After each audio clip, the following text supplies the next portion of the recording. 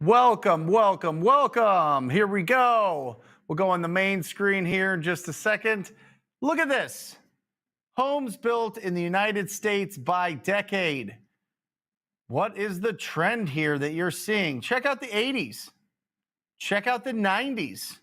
Check out 2000 to 2009. And then look at what happened in 2010 to 2019. Let me tell you what. From 2020 to 2024, it hasn't changed much. You're wondering, should I get into real estate investing?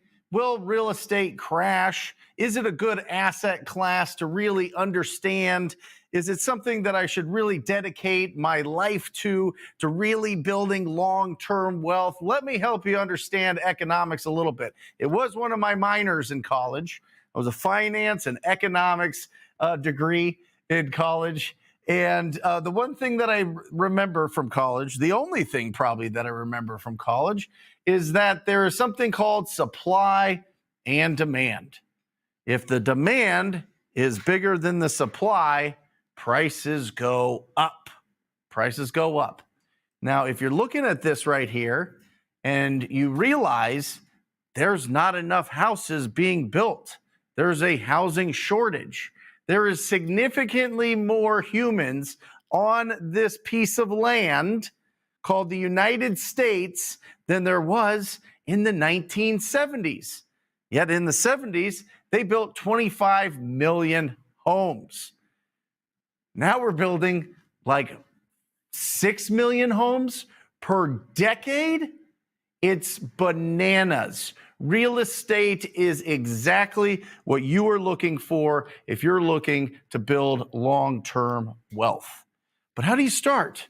I read this book and it changed my life. I realized, and I'm speaking kind of myself and probably to you audience members here, but you read Rich Dad Poor Dad and you're like, this makes so much sense. Passive income, buying real estate, buying assets. This was written in the 90s. It's even better now. But this is not an instruction manual.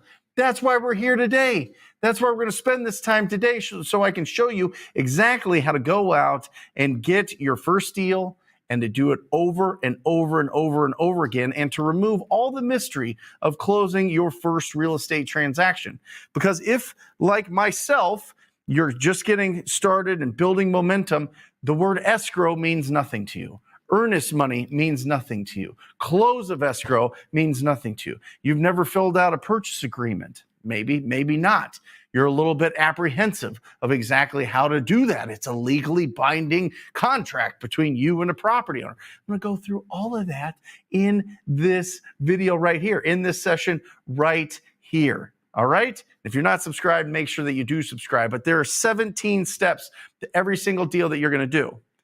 There's 17 steps, and I'm going to break it down every single step so that you can totally understand it, and you can just checkbox it. Boom. Went through that step, went through that step, went through that step.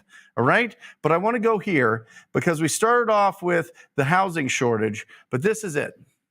This is it. Out of the 20 years that I've been doing this, I started real estate in 2004. Out of the 20 years, it comes down to these 5 parts. Number 1 is do your first deal. Do your first deal. You have to go out there and take action. I went to countless meetups, countless real estate investor association meetups, and going to title company meetups, and going to have dinners with people that want to learn about real estate investing, and conferences, and podcasts, and YouTube channels, and all these things. And the fact is, if you don't take massive imperfect action, you will never do your first deal. You're going to screw it up. You're going to screw it up. Even after you have these 17 steps, you're going to screw some things up. So forgive yourself right now. Remove that from your mind. Don't even worry about it. That's how we learn. That's how we're going to figure this thing out, right? That is the education. It's not education plus action equals results. That's what everybody thinks. Education plus action equals results. That's the perfect equation. It's not. It is the action, and the results are your education. So you have to cross that bridge from faith that you can do this business to fact, massive imperfect action. Do your first deal. Do your first deal. Get it done, because once you do your first deal, you know that you can do this. It's real. It's tangible. All of a sudden, you know, okay, I can dedicate more time and attention to this. I can really get fueled up about this. I don't have to be like worried about the huge disappointment that I'll feel because I tried this other business, it didn't work, or I tried doing this when I was younger and it didn't work, or whatever it is that's kind of holding you back and kind of stops you from taking the action in your real estate business. You can get rid of that because you're going to close your first deal. And then once you close your first deal, you do it consistently. You just follow that recipe. You've got all the ingredients, baby. You've got all the ingredients. You just got to follow the recipe. And once you follow the recipe, what happens is you get consistency. Once you have consistency, you can build a full-time business. That means you get to go in and tactfully and tastefully go say to your boss, thank you for the opportunity to work at this company, but I no longer need to work here anymore. I've created a business, and that's what I'm going to do with my time. And you're being really nice. You're really being really awesome. And they respect that. And they're like, wow, that's incredible. He'll be back. She'll be back. But you won't because you are following the recipe every single time. You build a full-time business, and this is when we call it firing your boss. You don't have to be a jerk about it unless you want to be. You know, whatever. It's your life. Number 3 is you get rid of all that consumer debt because you know, wait a second. From January to October, the average American pays nothing. January to October, the average American pays nothing but interest and taxes. Let it sink in. Let it sink in like the weight of this pyramid that you're looking at right now. Let that sink in because that's the fact. That's the average American life. January to October, Google it. Taxes and interest. But you're like, you know what? We're gonna keep some of this money ourselves. We're gonna put these things into some assets. So we're gonna get rid of the consumer debt. Anything that I'm paying interest on, gone. You're gone. The car payment's gone. The student loans are gone. The credit card's gone. Brent, you sound like Dave Ramsey. No, I sound like a guy that is gonna show you how to make a bunch of money so that you're not somebody else's ROI, right? You're literally on somebody else's balance sheet as an asset when you're paying interest. So get off that side. You don't want to be on that side. And then you want to be on this side. Invest in assets. You're going to invest in the assets. You're going to buy real estate. Again, guys, I'm telling you right here, the proof is in the facts right here. If you're just joining, right there. If you don't understand how unbelievable owning real estate is for long-term wealth, this right here should prove it to you. Supply and demand. There's more humans, there's less houses. What do you think the values are going to do? Well, nobody can afford them. They still are. Well, how can anybody qualify for a mortgage these days? They still are. I'm just telling you, the demand is way higher than the supply because the supply got shut off with the economic disaster that was 2008. It did. And then once we're finally crawling our way back and the banks are like feeling loosey-goosey with the money and they're feeling like, you know what, let's get back into building some more houses. Guess what happened? There was a pandemic. Yeah.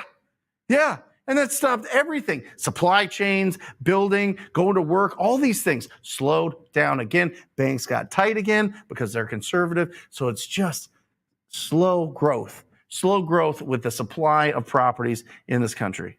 And that's it. And that's why you buy real estate, because you understand that if you look at this entire planet and any time that you're on an airplane, look out an airplane 5 minutes after you take off. Guess what you see? Nothingness. Because only 9% of our land is actually occupied. That's where all the utilities are. That's where all the economy is. So if only 9% of the planet or of our country is actually occupied, and we can own part of that 9%, and that 9%, they're not just constantly building and building and building, it's going to go up and it's going to increase our wealth. And when we increase our wealth, it increases all the wealth of the people that we love. Friends, family, peers, whatever. It's the best business ever. Boom. I hope that was enough to get into today's conversation of the 17 steps to every wholesale deal. This could be any deal, by the way, guys. I have wholesale in there because I truly believe that wholesale is the foundation of everything else you want to do. And there's only 3 things that you can do with properties, right? You can flip them, You can own them you can hold them and hold on to them, and you can assign the rights to purchase them. That's it. If anybody else has any other things that you can do, please put it in the comments section here. That's great. You either own them, or control them. Same thing. Don't give me that. The little analyticals in there, they're like, well, I don't own it, but I control it. I get it. You can put them in your portfolio, you can flip them for cash, or you can assign them for cash. All right? All wholesale is the art of finding discounted properties. That's all it is. That's all that wholesaling is. If you want to call it assigning, great. Call it assigning. In my mind, every property that I'm looking at, I can buy. I want to buy. Now, one of my exit strategies is assigning that to our investor pool, our cash buyers, so that I can get a quick profit with zero risk. And I like that because I don't like a lot of risk. All right? So 17 steps to every wholesale deal. All right? And I'm going to go through this, but don't skip ahead. Don't skip ahead, okay? Number one is a list to target. Now, I want to be specific because I've done this before. You have to go after motivated property owners. Understand this. 6 to 10% based on the U.S. Census 2020. U.S. Census, 6 to 10% of the real estate market is in distress at all times. Depends where you live. 6 to 10%. That's what we're talking about, people. We're not talking about the 90 to 94% of people that should just put their home on the market, traditionally sell their properties. That's not what we're talking about. We're not talking about if there's 143 million residential units in the United States. We're talking about like 10 to 14 million of them. You think that you could find incredible deals out of the 10 to 14 million opportunities we have at all times? You should be nodding. You should be putting it in the comment section. Yeah, Brent, I hear what you're saying, and I love it. That's what we focus on. We focus on narrowing down the people that want to trade price for speed and convenience. Okay? Why do people want to trade price for speed and convenience? Boom. I've got this all set up for you guys here. Boom. Sellers only get two. They get speed, convenience, and price. If they want speed and convenience, then they have to sacrifice price. They do, because it has to be a cash as is offer. Convenience means it doesn't get appraised.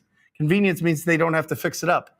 Convenience means they can leave all their trash. Convenience means that they don't have to move out. They don't have to get out of the house every time somebody wants to see it, to see if they want to purchase that property. Convenience means they don't have to hire a real estate agent, go through that whole thing. It means that they just meet with somebody, they sign an agreement, and then they get their money in 2 weeks to 30 days or shorter. That's what wholesale is. People trading price for speed and convenience. If they don't, then they either list it on the market or it's a creative deal. And if they want convenience and price, that's a whole nother thing called novation. Go check out Richard Wonders. He's the best. All right? But that's what you get. You get two. The sellers get two. The sellers get two. So if they want speed and convenience, then they have to go with then they have to give you the price. Now, look at this. Let's talk about marketing channels, because this is where we start. Number one is the trickiest part for people starting out. This is something I didn't understand. I didn't understand that I could just go out of my front door of my house, get on a bicycle, a skateboard, my legs, a car, and go around neighborhoods and find properties that needed significant improvement. Right? These are original condition, or they're properties that need a ton of improvements. They're just beat up. Those are the best ones to go after. I didn't realize that you could just go out there and just knock on a door and ask somebody if they would consider an offer on their property. I didn't realize that you can go and you can get the phone number. It's right there online, and you could call them up and ask them if they would consider an offer on their property. I didn't realize that for a long time, but you can. But let's take a look at all the other things, because maybe that doesn't fit your personality. Maybe that doesn't fit your schedule. Actually, Matt, will you switch over here? Because I think that this is really important as a quick segue before we go into the top marketing channels. Do I have to get rid of this to go full screen? There we go. Guys, right here. Is that everybody is different in this way. One, experience. What's your experience level? Okay. Number two is, what's your market? Okay, right? Number three is, what is your budget for marketing. And number 4 is, what is your schedule? Guys, no one plan fits all. We just did it. I just broke down a whole matrix. This is what we do in our coaching program, is we break down a matrix of all of these 4 things, and based on these 4 things, put together a very specific marketing plan for lead generation. But when you're looking at these things and you're seeing people on Instagram and you're seeing people on YouTube and you're listening to podcasts, you have to put it through these filters. And I'm not just saying real estate experience. How about sales experience? How about human communication experience? Some of the best real estate investors, and you'll see this time and time again, used to be teachers. They used to be in the military. They used to be on sports teams. They used to be in bands or whatever else. They had experience being around a lot of people and communicating, right? And so what's your experience level with this, with human communication, let alone experience, understanding, and recognizing potential in real estate deals? What market are you in? Are you in a big market? Are you in a small market? It's much different. I'm telling you, the strategies for big market versus small market are way different, way different. What's your budget? How much can you spend every single month to get people to call you, or that you can spend to be able to reach out to them, right? What's your budget? What is your marketing budget? I'll show you a way to get free deals in just a second. And it's a video that I just posted yesterday, and it's not getting enough love. I don't know why, but it's awesome. And then what's your schedule? Everybody's schedule is different. Do you have kids running around? Do you not? Do you have no kids? Are you young? Are you 17 years old? Or are you 77 years old? Do you have a full-time job? Do you have a part-time job? Do you have a job that you can't have your cell phone around you at all times? All of these things matter, right? So I'm going to help you figure it out for yourself. And obviously, this isn't a plug, because YouTube, this is about giving you exactly what you need so that you can go out and do it yourself. But if you want some help with this, wholesalinginc.com. Anyway, look at this. Boom. Top marketing channels. Okay. Now, when you're looking at these things, what are we looking at here? We're looking at 5 main factors: the marketing channel, freedom of schedule, your competition, your cost, the profit margin, and is it predictable? All right. When you're looking at this, look down the left-hand side here. Marketing channel, referrals.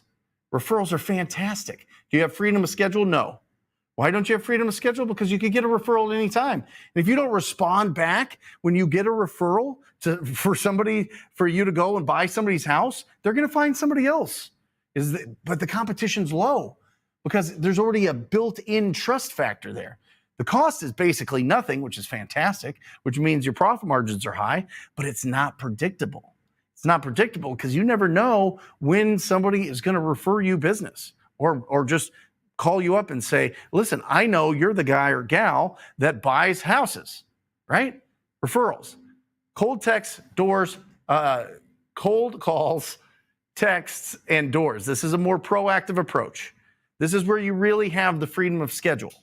So this is for everybody that if you're working full time and you can't just answer the phone at the drop of the hat and you're just getting started, this is a great, great, great avenue for you, because you do it on your time. You're initiating the conversations on your time. Okay? This is when I was doing it for myself, growing my business as a young baby entrepreneur, growing up, learning how to walk around on wobbly legs and figure this all out. I just called from 9 to noon every single day, Monday through Friday, 4 years. I talked to 45,000 property owners before I ever hired it out. 1, I had lost everything, so I didn't have a budget. 2, I had a young baby, and I had to run around doing all the daycare stuff, and he was always getting sick and ear infections, and it was just a mess. And so I knew that I could be really, really consistent from 9 to noon every single day, right? And that's when I did my lead generation. There was low competition because people weren't reaching out. And if they did reach out, they didn't have any skills, right? It was low cost because it didn't cost much to get the information. It was more a cost of my time and efforts than it was my wallet, All right. Profit margin was super high because it didn't cost anything and it was predictable. I knew if I talked to 200 people, I would get a deal. So that was just the goal. How fast can I talk to 200 people? How fast can I talk to 200 people? I make on average at the time $12,000 a deal. Okay. Well, I want to make $36,000. Okay, great. That's 3 deals. That means I have to talk to 600 people this month. Got it? That's what I mean by predictable. Next is direct mail. Direct mail, if you sniper approach it, if you have a stalker list of the worst properties or the properties that just got inherited and they're older and they're in rough shape, or the vacant properties or whatever, you can specifically send out direct mail to them if you're in a major market. If you're in a small market, go bananas. Go bananas with direct mail in a small market. Because 1, you can't overspend, and 2, a lot of people aren't sending mail to small markets. So go crazy with it. But again, if people are calling you guys, you have to answer it live. Well, Brent, I'll just send them to voicemail. You're going to miss out. Oh, I'll send them to an answering service. They're not going to do a good job. I'm just telling you, I tried them all. I tried absolutely every way to not answer the phones live. As soon as I made dedication, I got Jesse Champlain right here. He does my pay-per-click. He's sitting right here. He's the best in the world at it, in my opinion, for getting discounted real estate deals. And when we get a live call, we answer it, right? Every time. It's literally something we track on our scoreboard every single week, the percentage of live calls answered. And if it's not over 90%, get out of here. I'm gonna tear down the building. Anyway, the competition with direct mail is high. If you're not very specific and if you're not in a small market, the cost is pretty low to medium. It's the profit margin is medium and predictability is yes. You can figure out how many people that you can send out mail to will respond and get deals. You'll eventually know those numbers. It's marketing. Since the dawn of time. You track your KPIs, you'll figure it out. And then PPC. Listen, all roads lead to PPC. All of them. When you're starting out, you don't have a great budget and you don't have great experience, and you don't have and your schedules not allowing you to answer those calls live, it doesn't work for you. But once it does, once you're full time, once you have a budget, pay-per-click's like fish in a barrel. I mean, it's unbelievable. If you brought every single person in my team in here right now and asked them what's their favorite leads, pay-per-click, every single one of them would say pay-per-click. Freedom of schedule, no, they got to answer it live. It round robins to 5 people every time somebody calls us. Somebody answers live. Competition, it's high. There's people that understand how good it is.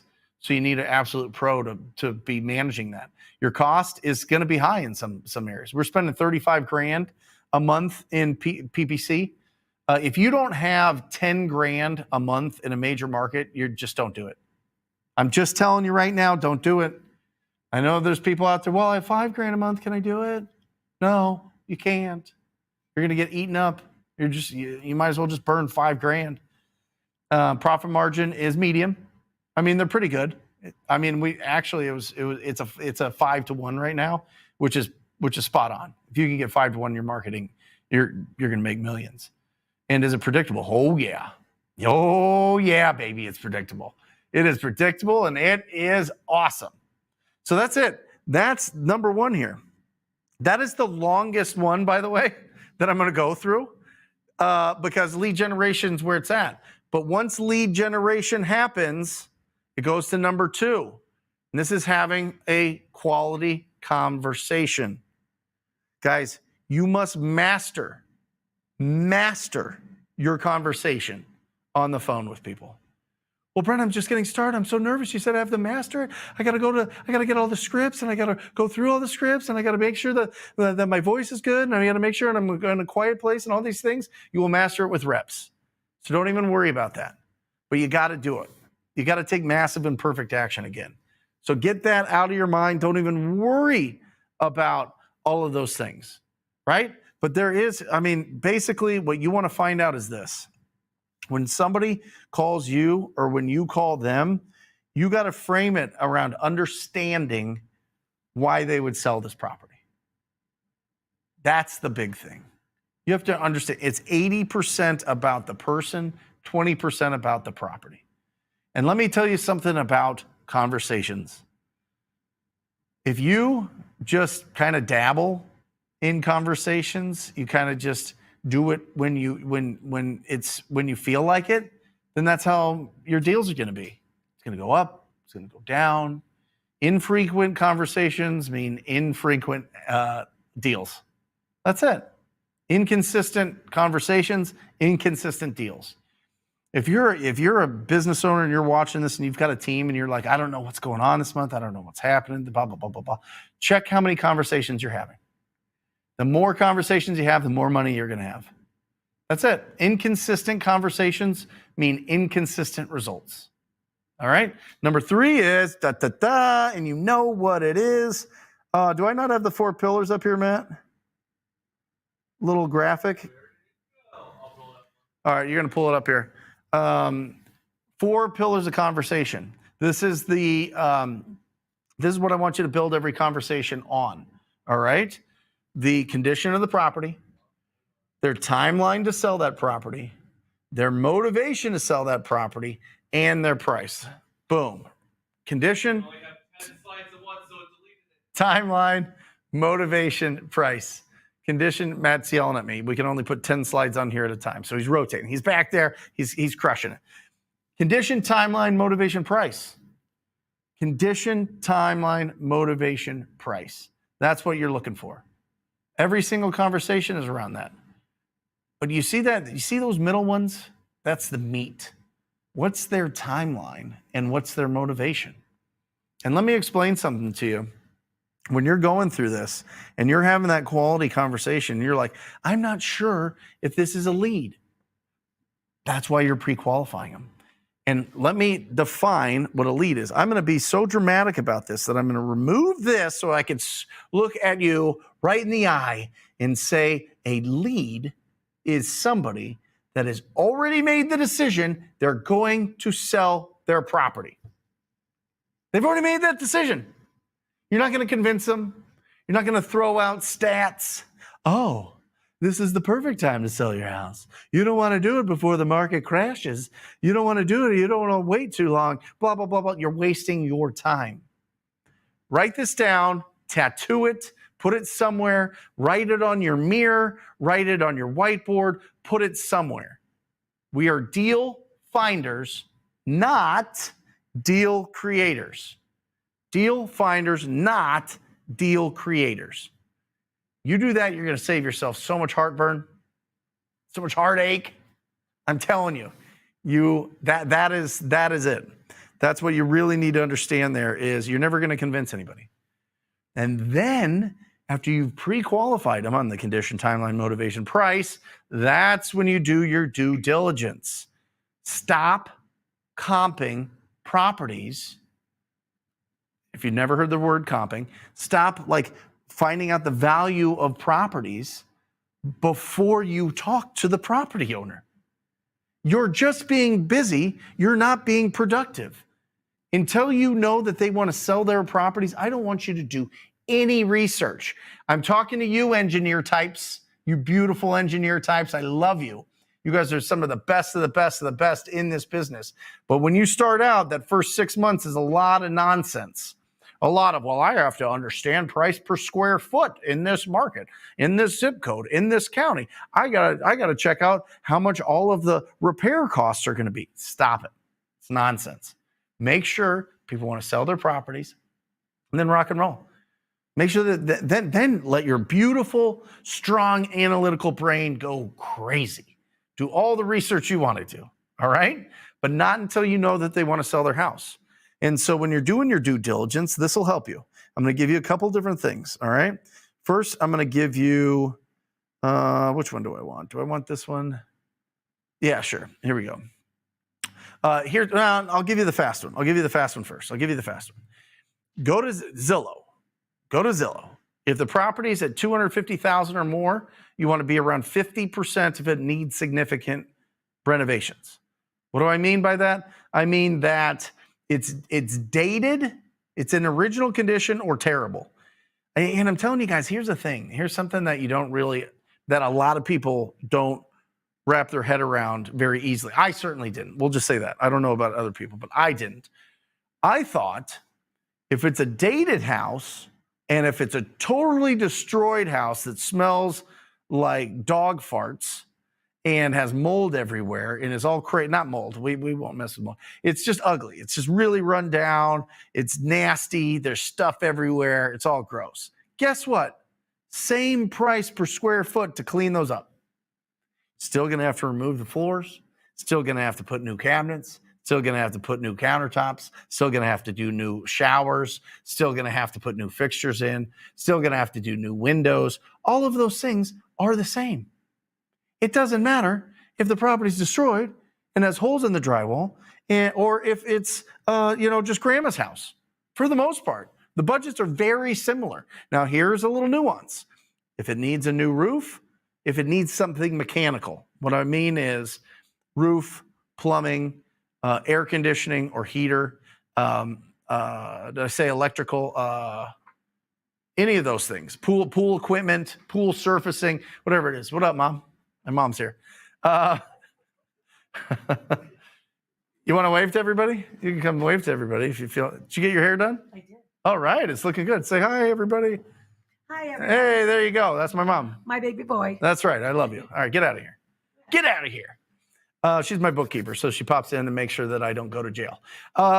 Here we go. So but honestly, if you get too in the weeds, oh, by the way, sorry, mechanical, $10,000. Just put a $10,000 budget on top of about $40 a square foot to renovate in most markets. If you're in California or Seattle or Chicago, Austin, Miami, New York, go $50 to $60 a square foot. But for the most part, $40 a square foot will clean up a house and do all the nice stuff and make it fresh and look great. Okay.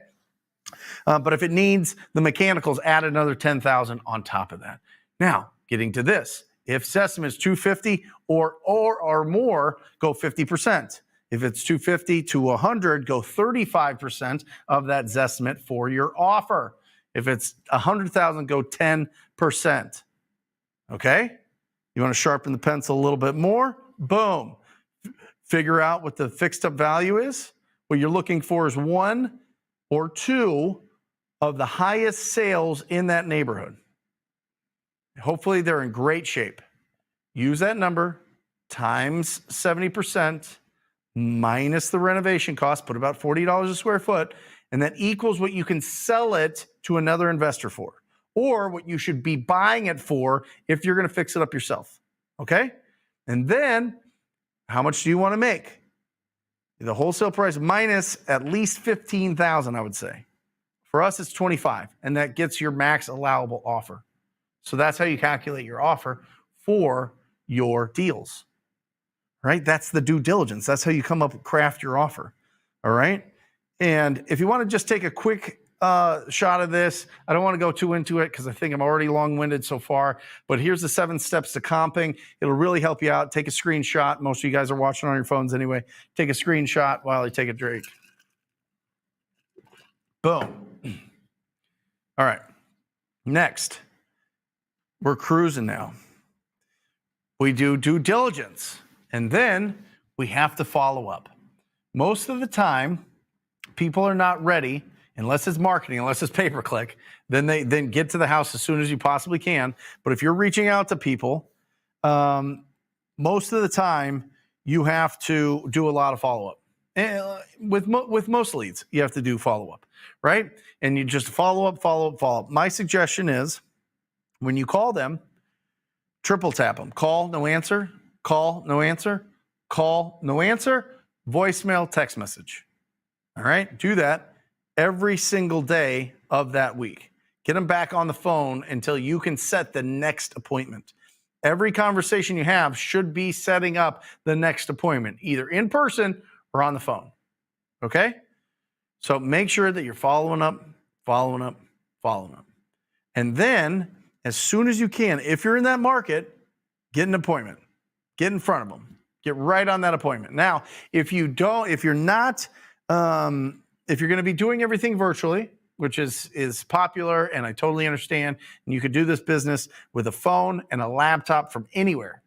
I mean, we've got people in Europe, we've got people in Australia, we've got people in Asia, we've got people in Israel, we've got people in Africa, we've got people all over the place that watch this show and that I know personally that do this business just from their phone and a laptop. It's absolutely incredible, right?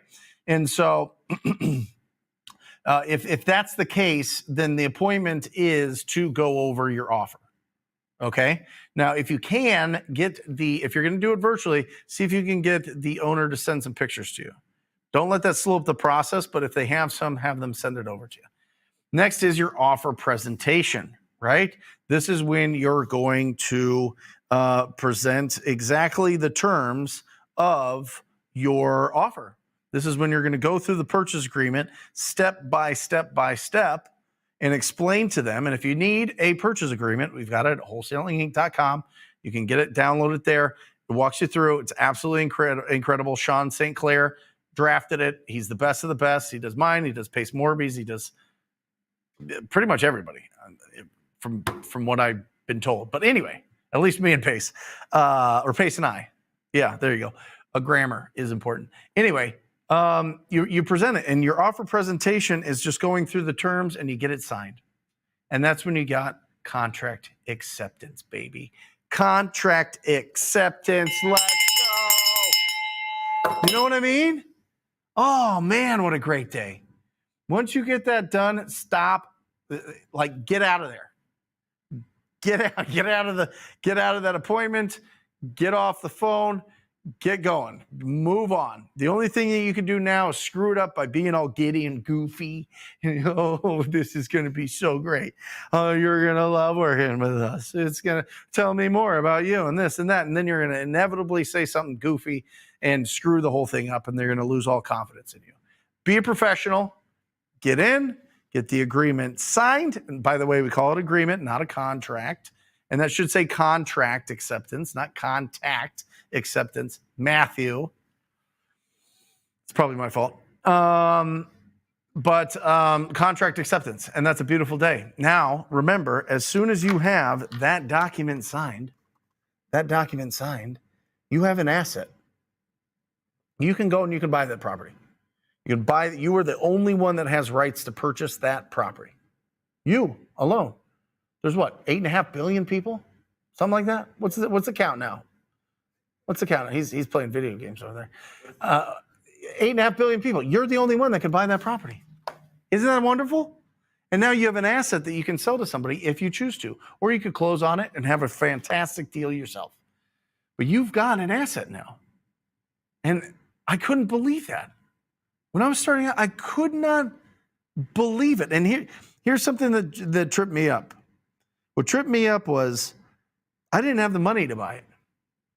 How am I the buyer of this property and I don't have the money in my account? And then I had a hard money lender in town named Greg say, well, you know about transactional funding, right? And I go, what? He goes, yeah. Like, we'll fund 100% of your purchase as long as it's a great deal. I go, what? He goes, yeah.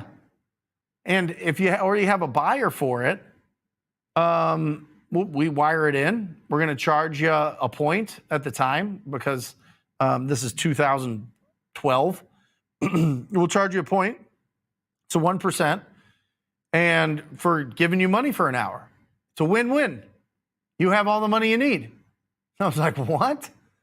And then I Googled transactional funding, and there it was. It's been happening forever. Hard money lenders, this is like their honey hole. They're like, wait, I can lend money on a deal that's already sold to somebody else for a profit, and I get my money back in the same day or maybe the next day, depending if it's a Friday, maybe a Monday. But I get my money back, and I make $2,000, $5,000, $10,000. Some of them charge 3 points, 4 points. They'll charge $5,000 as a base. I'll give you the money to buy it and close it. The other buyer brings in their money to pay you off, and to pay us off, and I get my money back, and I charge you $5,000 for it. But at the time, it was the only point. I was like, oh my gosh, so I've got all the money I need? I'm an actual buyer as long as I get a really good deal? And he's like, yeah. And as a realtor, I was like, that doesn't make sense. You need proof of funds. You need to show your bank account to show that you're a cash buyer. They're like, yeah, we'll give you this proof of funds letter. I was like, you'll give me a letter to go out and make offers on properties, even though I don't have the cash in my account to buy it. He goes, where are your cash? Guys, this whole business is set up for us. The whole business is set up for us to win. Just please, just follow the instructions. There is and now transactional funding is everywhere. I mean, you could Google it right now and find 15 people to bid on your transactional funds. It's awesome. So you are the buyer. So when you go there, you are powerful. You have millions of dollars at your disposal. It just needs to make sure that you actually find real deals. I'm fired up today, bro. I'm feeling it. We haven't done a live in a couple weeks, and Matt's like, you're getting lazy. And I was like, I'm trying to work on this other things. And he's like, you're getting lazy. I lost 30 pounds on keto. I've got all this energy. I'm gonna beat you into the ground. It's like, geez, man. All right, fine. We'll do a live. And he was right. He was right. Anyway, next, you're gonna open up escrow. You're gonna open up escrow with your title company or closing attorney, depending on where you live. And we always deposit earnest money. Depends on where you live. If you need consideration is some form of payment for earnest money to make a contract valid. Not an attorney, so I mean, figure out what the definition of that is in your state. But with us, we just put $1,000 on every contract. We just do it. We put $1,000. Sellers like it in our market, and seems to go really smooth. And so we open up escrow with the title company right there. We'll take the purchase agreement, and we'll take a picture of it. I use an app called TurboScan, and it takes it, turns it into a PDF. I send it to the title company, and boom. I just say new escrow, and I put the address. Boom, sends it to them. And so they can start working to see what liens are on the property. They can reach out to the property owner. And guys, I'm telling you, here's another slept on video in our library. It's an interview with me and Dina, my title and escrow officer. It is incredible. If you watch that, you are going to add somebody to your team. You're going to know what to look for, because she shows you what to look for in a title and escrow person that is going to literally revolutionize your business. She brings us cash buyers. She brings us all the money we could ever want. She connects us with everybody, hedge funds. She connects us with the biggest investors in the world. She's incredible. You get a Dina on your team, and you are set. And if you're in Arizona, Dina Stroth, Pioneer Title. If you're not using her, you are a moron. All right? Boom. Jesse. Jesse wants to date her. No. Other way around. Whatever. Anyway, 10. Now, here's where the rubber meets the road. I was wondering what you two jamokes were doing. Anyway, now you're marketing to your cash buyers. If you're going to wholesale it, if you're going to buy it yourself, just skip down to the bottom. It'll be fine. But if you're going to be wholesaling, this is when you start reaching out to your cash buyers. All right. We have a tremendous amount of videos on this channel to be able to build your cash buyer. We also have a whole training at wholesalinginc.com. If you go into cash buyer pack, it'll show you how to get the top 100 buyers in your market in like 2 days. All right. So go through that. So you're going to market your contract to your cash buyers. Then some of them are going to want to go through the property. They're going to want to inspect it. So you're going to have to schedule it with the tenants. You're going to have to schedule it with the owners of the property and do the cash buyer inspection. All right. You're going to go through the cash buyer inspection, and they're going to walk through it, and they're going to tell you yay or nay on it. And then you look through and you get the best offer that you can from the best investor that you can. And listen, if you just want to build relationships with maybe, I would say minimum 50 buyers in your market, that's fine. Don't make it 5. Don't make it 2, because then you become a cash buyer employee, and now you're just working for them. Now you're just an extension of their business, and you'll always make 50% as much as you should. But if you get 50 that you really trust, that you know will close and they're not going to backstab you, I'm totally cool with that. But make that a minimum, okay? For the most part, you want big cash buyer databases. The more people that see it, the more people are going to see different potential in the properties that you sell, and you're going to make more. Actually, Matt, can you put the buyer hierarchy in here? Yeah, give me a second here and I'll show you this, because this is really important, because there is a buyer hierarchy on how much you can make from each and every buyer that I think is really, really, really important. But Matt has to get some. You can get out the speed, convenience, and price one. That's fine. Anyway, so cash buyer inspection, and then you're going to assign the contract to your buyer. Once you assign that, now the buyer has the agreement. They're in the driver's seat to close that deal. Now, how do you know if the person that you assign it to is real or a charlatan? Somebody that's real or they're fake, right? The best way to do that is to make sure that they put a $5,000 non-refundable earnest deposit. Let me say it again, $5,000 non-refundable. Now, I have Abe Gruen, who's fantastic. He's closed deals left and right in Cleveland. He says it's really tough for him to get that, so he goes for $3,000, and that seems about right because of the price points of those properties. So if it's $3,000 to $5,000, I don't care. But the more they put down in earnest, the more serious they are. And so again, just as a side note here, if you're negotiating, thank you, brother. If you're negotiating with your buyers and a buyer's like, listen, I'll put $10,000 non-refundable down. I know I'm going to close this deal. You're like, wow, okay. Apples to apples, they're about the same price. You know, if you can get more earnest out of it, you got somebody that really wants it. They're like, Brent, I really want this deal. I'm at the same price as your other guys. Let me get this deal. Let's do this deal. Great. Are you cool with $10,000 for earnest money? Non-refundable. Yes, we love it. We want this property. Okay, then that's pretty legit. But again here, guys, cash buyer ladder here. The lower you go down on this list, the less money you're going to make. If you sell it to another wholesaler, there has to be enough room on the bone for that wholesaler to add on top of yours. So you're going to make the least if you sell it to another wholesaler. Next is going to be your fix and flipper, because they need to have a lot of room on the bone to be able to put their renovations in. Burr is next, because they're going to get their money out and they need a good amount of room, but it doesn't have to be as much because they're going to rent this. They're not flipping it. So they don't have to be, the margins don't have to be huge. Next is just a pure rental portfolio buyer. Above that is going to be Airbnbs. These have been really attacked recently just because everybody went bananas and they got oversaturated.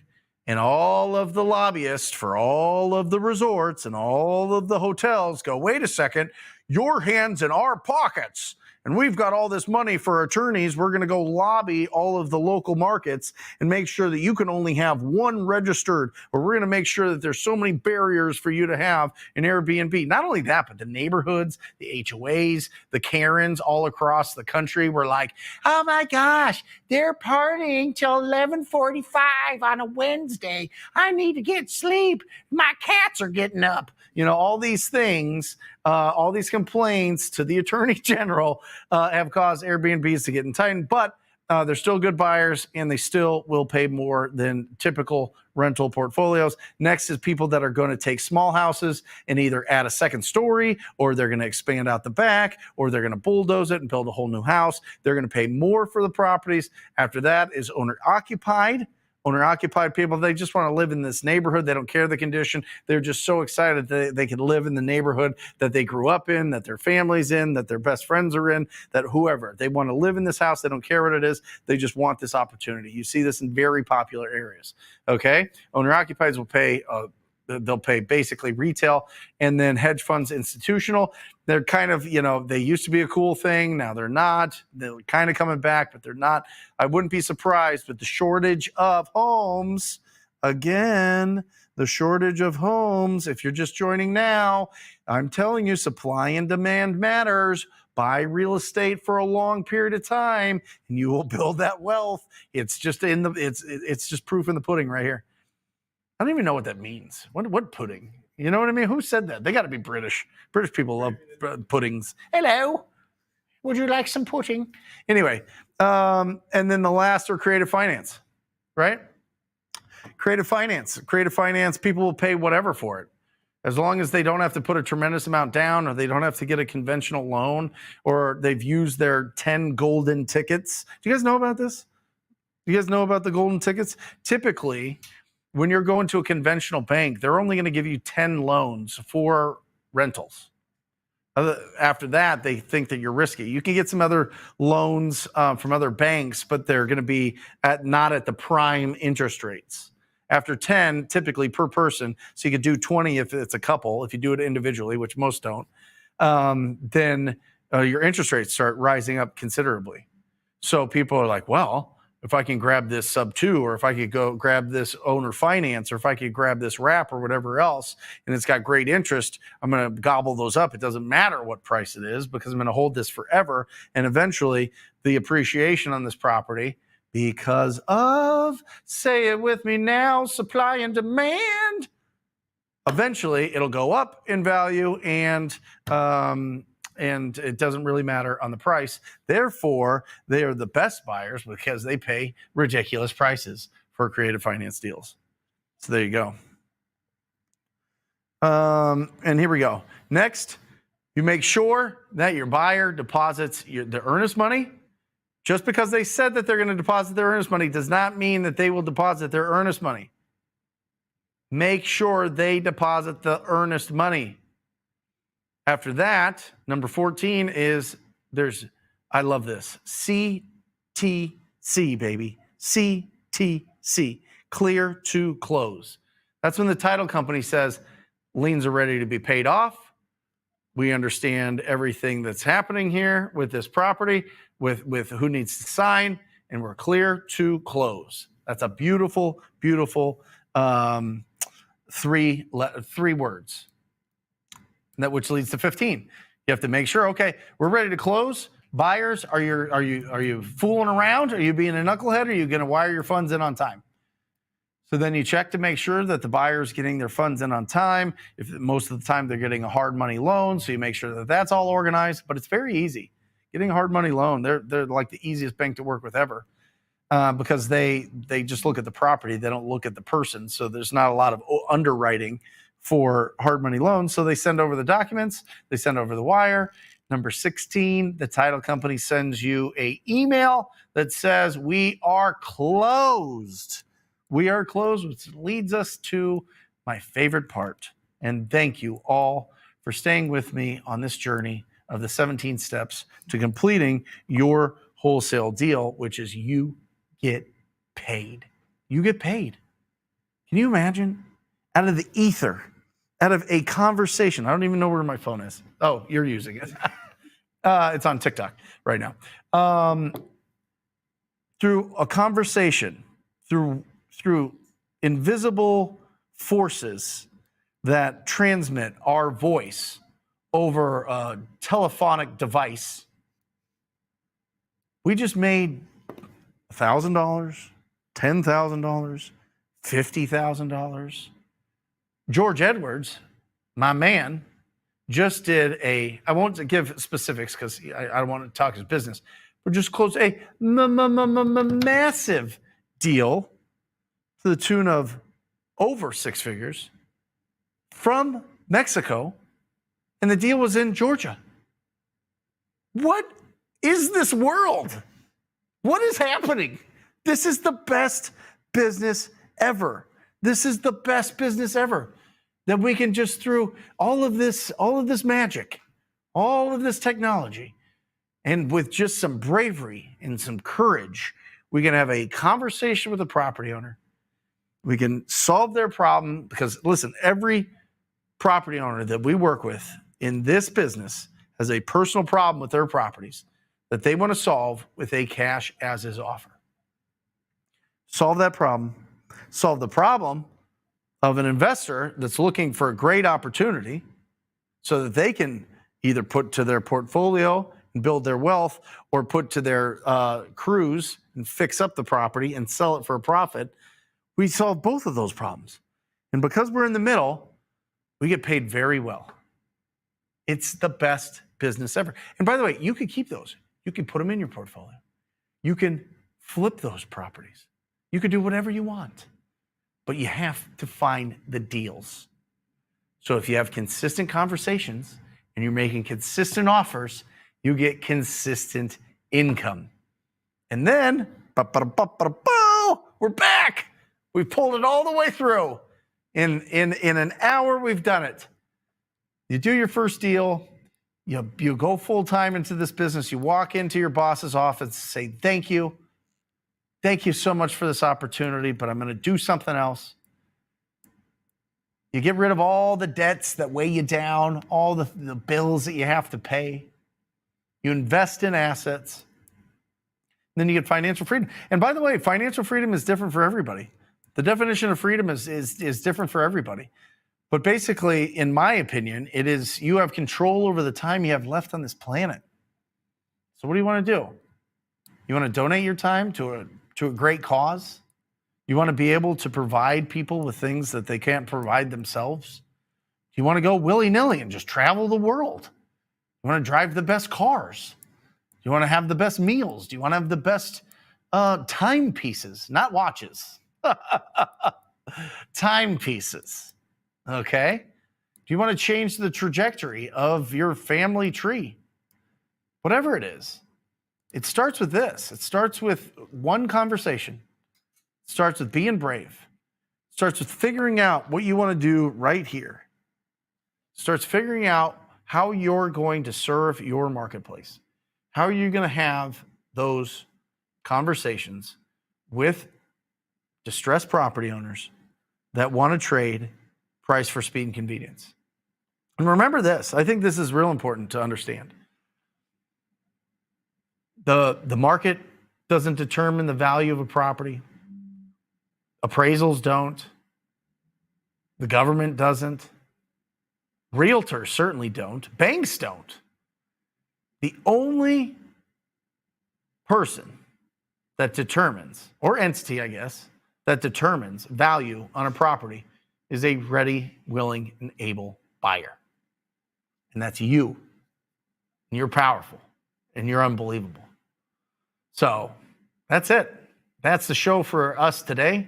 I love you guys. Thank you for sticking around. If you're not subscribed, make sure that you do subscribe every Monday. We do a wholesale hotline with Jamil Damji and Pace Morby. It's an awesome time. It's an absolute phenomenal time. I'll do my best to be as consistent on these live shows on Wednesday as possible. Yeah, I just want to encourage you. I'm telling you, you can go out there and change your life with one conversation. So you're just one conversation away from doing an unbelievable deal. So let's bring the crew in. Come on in, Jesse, so everybody can see you. Come on, Matt. Come on, Luke.